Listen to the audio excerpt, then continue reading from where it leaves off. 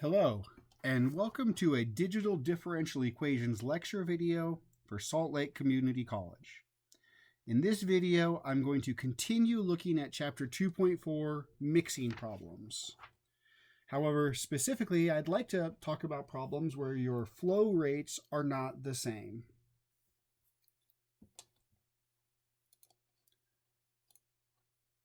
So consider the following problem. Brine containing 1 pound per gallon of salt is poured into a tank at 1 gallon per minute. The tank initially contained 100 gallons of fresh water. The stirred mixture is drained off at 2 gallons per minute. What I'd like you to notice in this problem is that you have a mixture that's coming in at 1 gallon per minute and leaving at 2 gallons per minute. Because the flow rates are not the same, the volume of water in the tank will not be the same as time goes on. In fact, if it initially contained 100 gallons of water, we can say that after how much time will the tank be empty?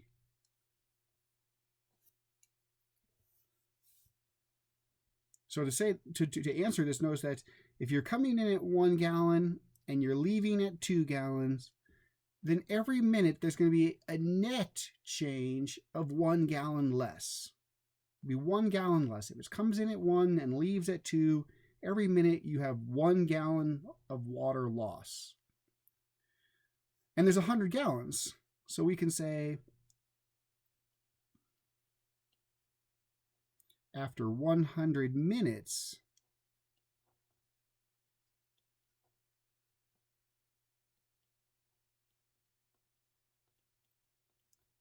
the tank will be empty.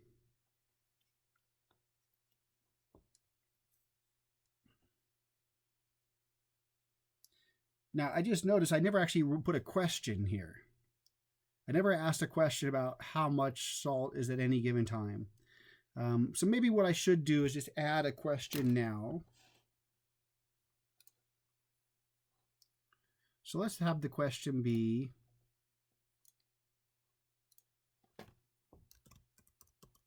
find a function that describes the amount of salt in the tank at any time t.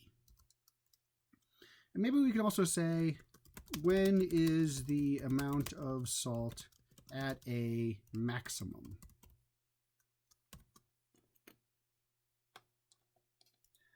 So now we have a question we can answer.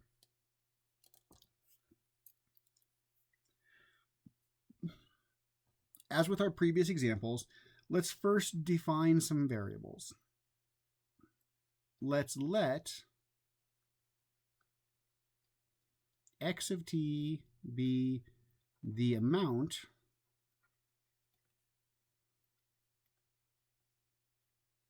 of salt measured in pounds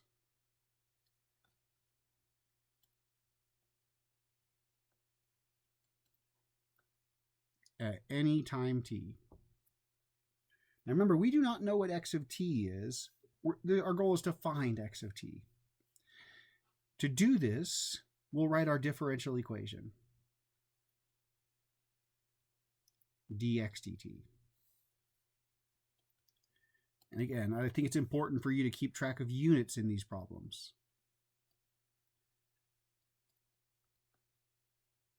So let's come up with the units. If x is measured in pounds and we're measuring time in minutes, then the derivative dx dt should be measured in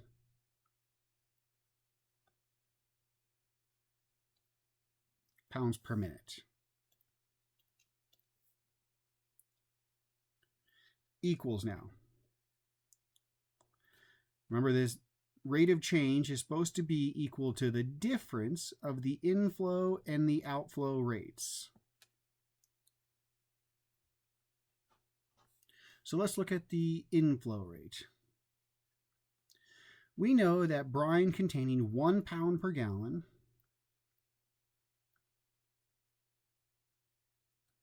is poured into the tank at a rate of 1 gallon per minute. Again, if you're keeping track of units here, you should notice that the units of gallons cancels, leaving something measured in pounds per minute, which matches the left-hand side of our DE.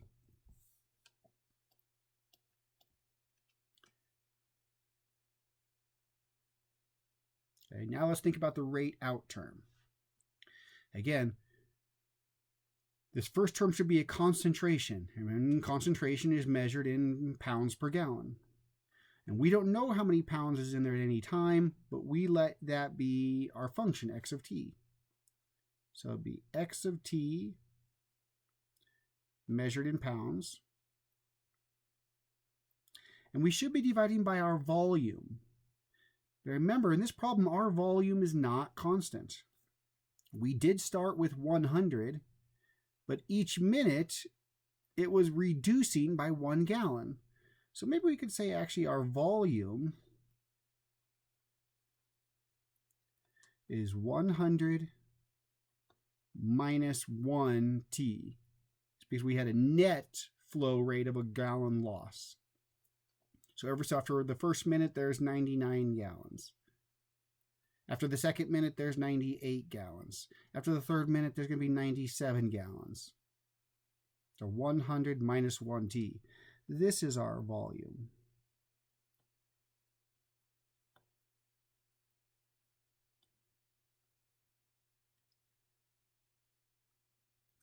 Okay.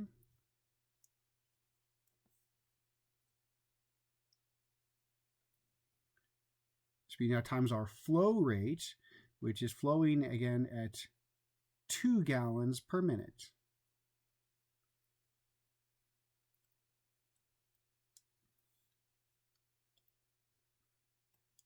Again, if we're keeping track of units, the units of gallons and gallons will cancel, and this will be measured in pounds per minute like we were expecting.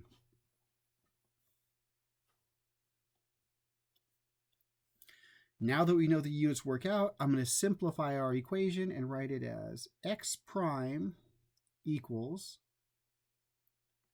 I think this first term is going to be 1 minus, and I'm going to write our second one as 2 over 100 minus t times x.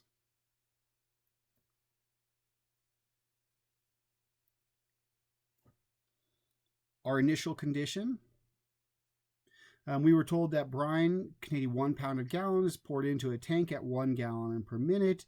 That initially contains 100 gallons of fresh water.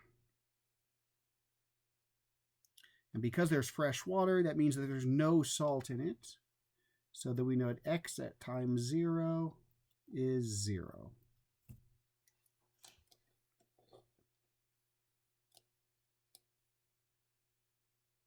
This is our initial value problem.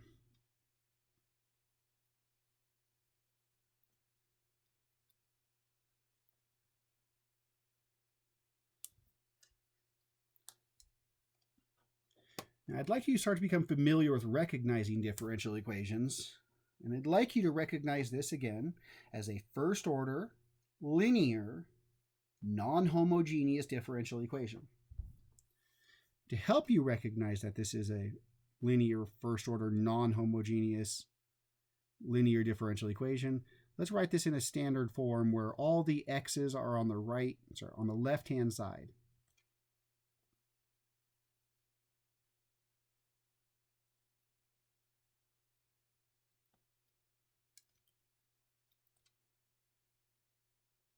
So it should look something like this. And now you'll see that it does match the form of a first order linear non-homogeneous DE. And I'm going to use the integrating factor method for solving this. Remember, our integrating factor is e raised to the integral of p of t, where here p of t, again, the coefficient or the term in front of x, is going to be the 2 over 100 minus t dt.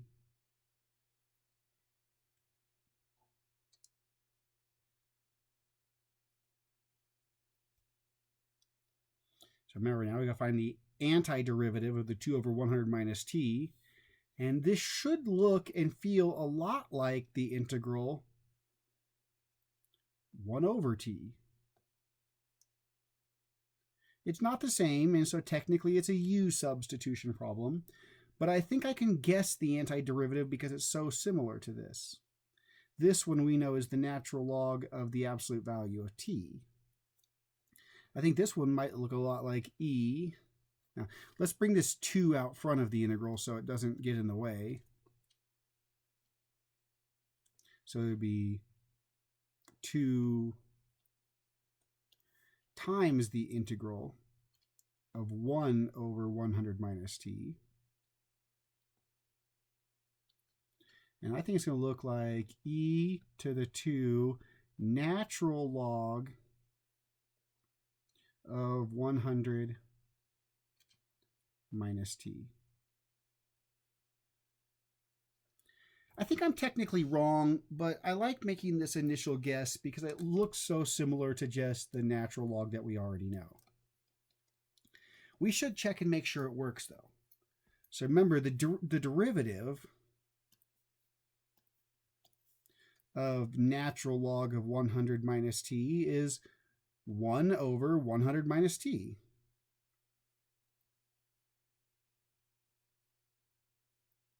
Times by the chain rule, the derivative of the inside gives me a times -1. And that -1 was never in the original problem, which tells me I need to account for that by putting a negative in front.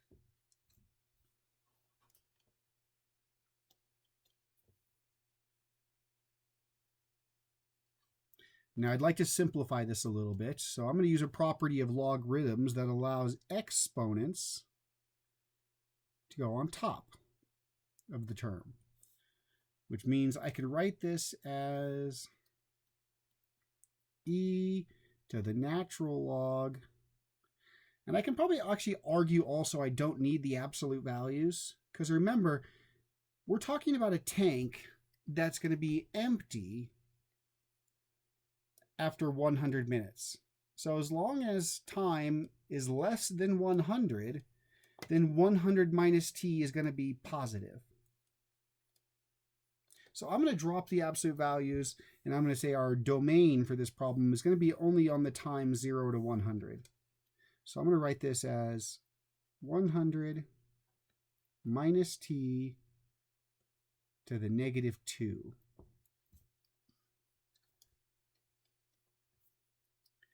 Now, written like this, we should observe that the exponential function and the logarithmic function, being inverses, will cancel.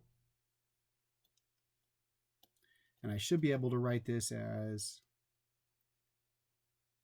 100 minus t to the -2, or 1 over 100 minus t squared. This is our integrating factor.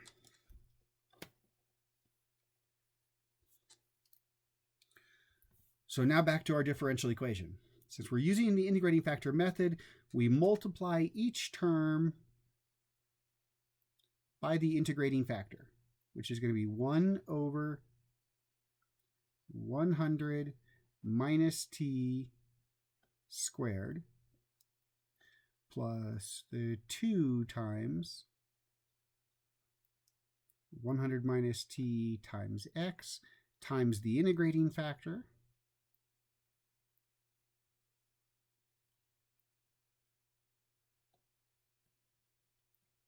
right-hand side also gets multiplied by the integrating factor.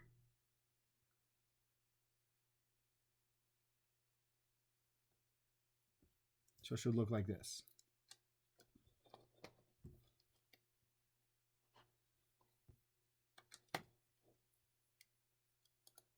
So now remember, the integrating factor should make it be so that the left-hand side, which is a lot of stuff here, should be an application of the product rule.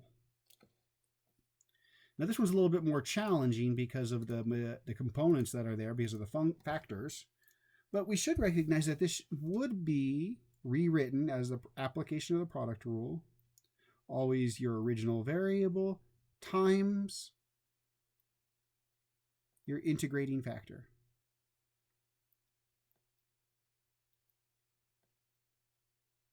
Oh, no, I wrote the negative. It's not negative.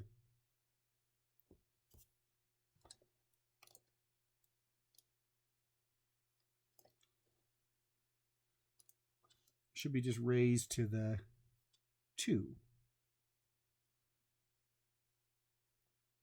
Prime equals 1 over 100 minus t squared.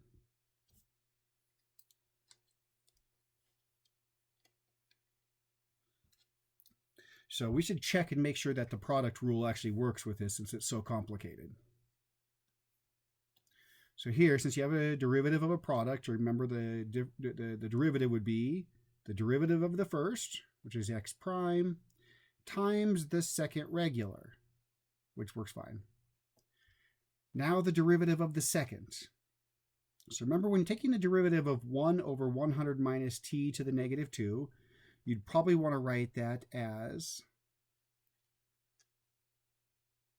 100 minus t to the negative 2 as an exponent, so that the derivative would be negative 2, 100 minus t, subtract 1 to get negative 3, multiply by the chain rule, the derivative of the inside, which would be negative 1.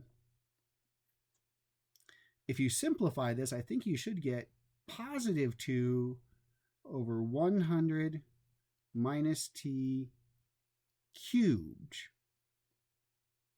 So that's the derivative of the second. When I'm looking up here, I didn't simplify this, but here's a 100 minus t squared and another factor of 100 minus t, which is the 100 minus t cubed that we're looking at. So the derivative of the second are these two factors times the first. So I believe this does work.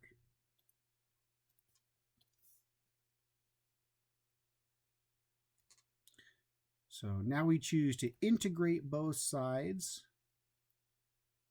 with respect to t. Of course, the left-hand side, we're taking the integral of the derivative, turns out to be just x times 100 minus t squared. Now the right-hand side. We find the antiderivative 1 over 100 minus t squared.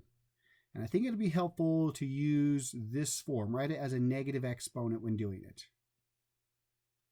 Because remember, then the antiderivative is going to tell you to add 1 to your exponent.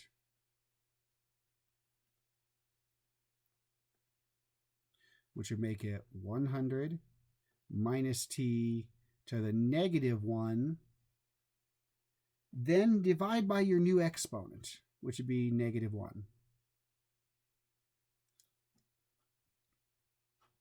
Now, this is a good guess.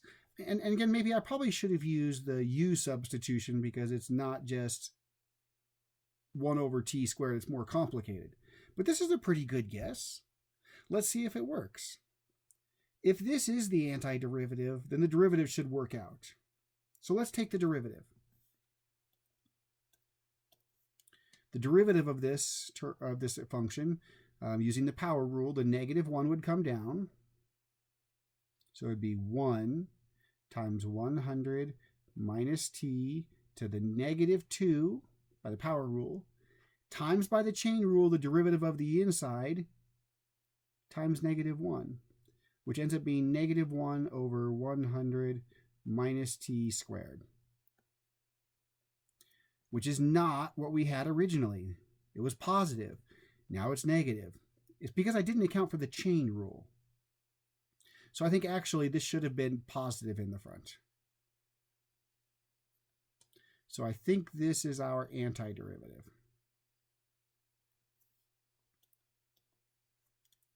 So our antiderivative is going to be 1 over 100 minus t.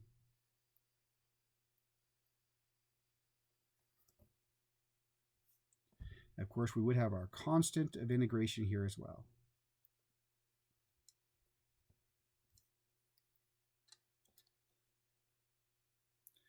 Okay, now we wanted to solve for x, so let's solve for x by multiplying both sides by the 100 minus t squared. So multiply this side by 100 minus t squared, this one by 100 minus t squared, and also this constant by 100 minus t squared. Because then we could see that on the left-hand side, these factors will cancel, leaving x of t. Now here your 100 minus t in the bottom will cancel with one of the factors that you're multiplying by,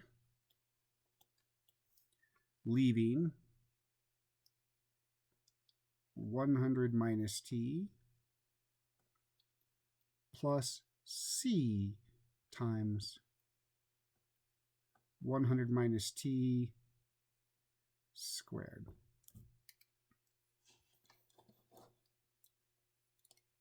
This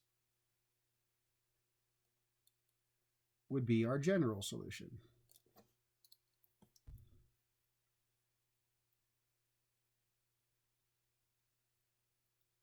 However, we had an initial value problem, so let's solve our initial value problem. In our initial value problem, we said that x at time 0 was 0.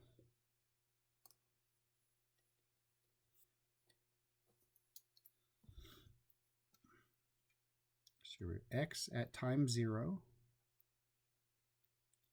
That's going to be when you plug in 0 for t, it's just going to be 100 plus c times, plug in a 0 for t,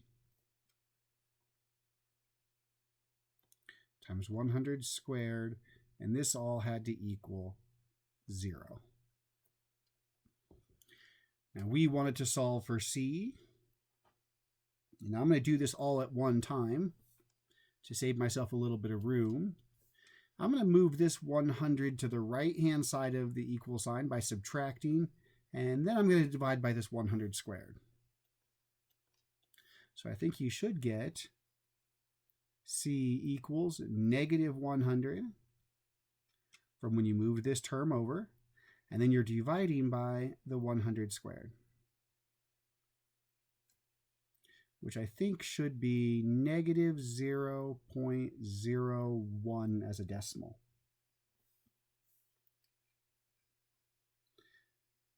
This would make our model that describes the salt in our tank as x of t equals 100 minus t minus 0.01 times 100 minus t squared. Of course, our solution is only going to make sense on the domain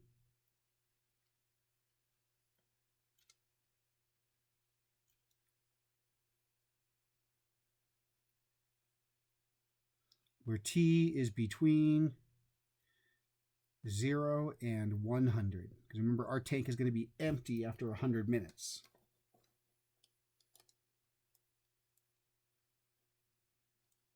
This is our model.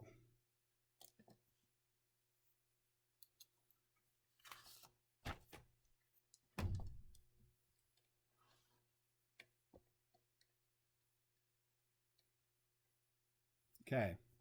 Now our question asked is, well, let me go back up. We added a question to this. It says, find a function that describes the amount of the salt at any time t, and then when is the amount of salt at a maximum?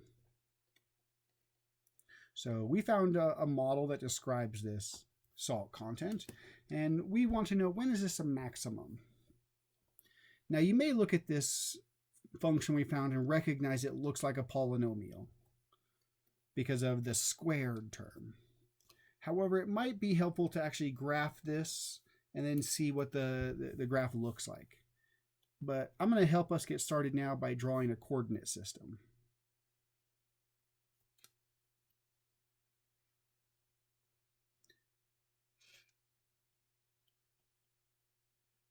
And we know this model only makes sense up to 100 minutes.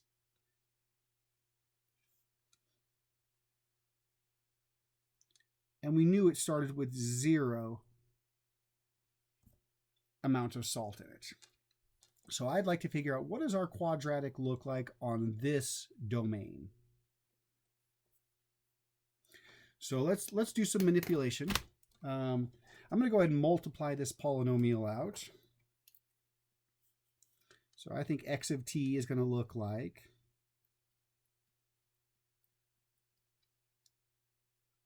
(100 minus t minus 0.01). And this, let's see, it was supposed to be, what was it? It was 100 minus t squared. So we'll have a 100 minus t times a 100 minus t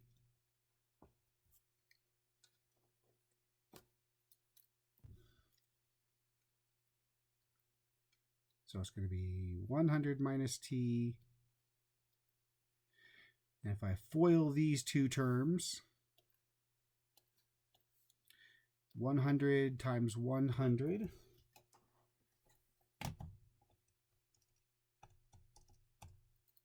would be 10,000.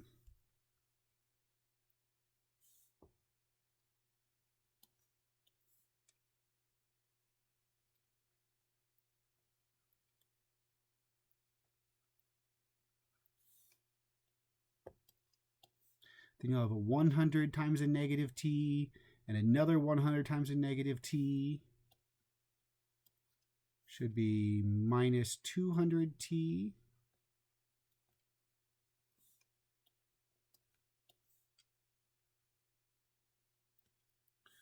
Plus t squared.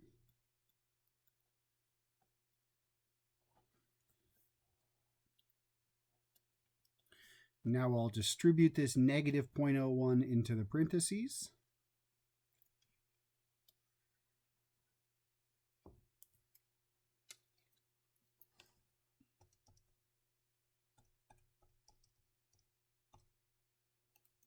And I think when you distribute, you should get something that looks like 100 minus t. This would be now minus 100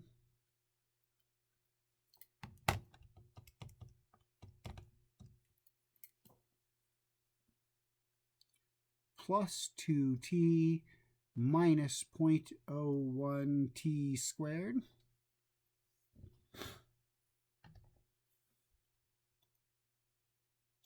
Hope I'm not making any algebra mistakes here. Maybe cancel your common factors here and combine like terms. I think we should get x of t would be negative 0.01t squared plus t. This should be an equivalent form of our solution.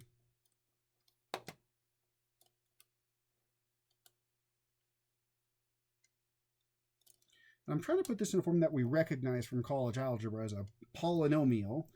And we do see that we get the x squared term now with a negative leading coefficient. Tells us that we're talking about a parabola that opens down. But I'd like to go one step further and find our x-intercepts. And so to find our x-intercepts, let's factor our polynomial. I'm going to factor out a t, which leaves negative 0.01t plus 1. So remember, the only time that this is going to equal 0 is if one of our two factors is equal to 0, which should give us either t equals 0 or t equals 100.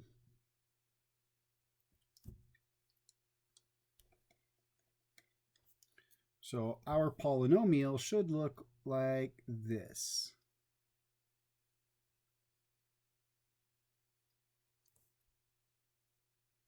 Now our question asks us, when is this going to be a maximum? Now we can find the maximum using Desmos or some other graphing software. I really like Desmos, so I'm going to turn that on. I could even find this vertex by hand. No, let's do it by hand because we're almost done.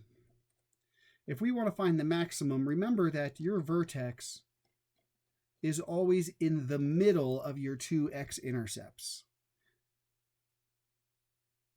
which means it has to be here at 50 minutes. This is where your maximum occurs. So we want to know, what is your salt content at 50 minutes? So let's take our function that we have and find what is the salt at 50 minutes.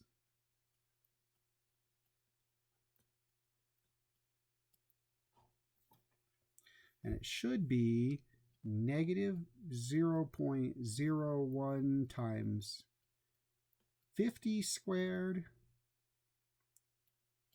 plus 50. And I'm plugging it right into our solution that we found.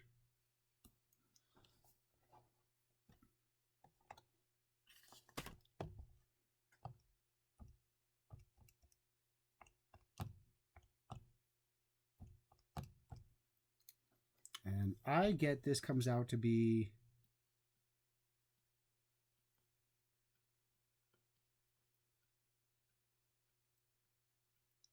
25 pounds of salt. The maximum amount of salt happens at 25 minutes, and it happens 50 minutes into the process.